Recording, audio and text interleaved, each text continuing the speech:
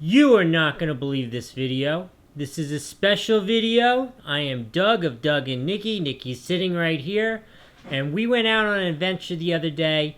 As photographers, we're always looking for cool abandoned places to shoot. I found this crazy cool abandoned military site here on Long Island.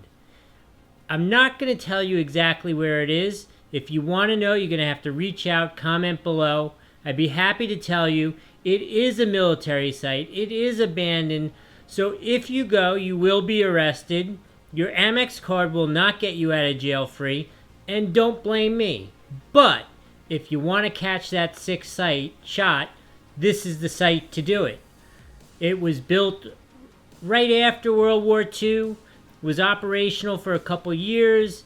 It's kind of folklore that they have experimented on aliens as well as human beings there. Some people think there are still aliens in the basement. I personally don't. I appreciate you coming down, watching this video. I'm going to try to bring you other cool places to go shoot and enjoy your photography. My dog wants to be in the video. His name's Kona. He's super cool too. Please subscribe and you can see and hear more videos from Kona, Nikki, and myself. We're going to try to put up new uploads every week so we keep you interested and entertained and informed.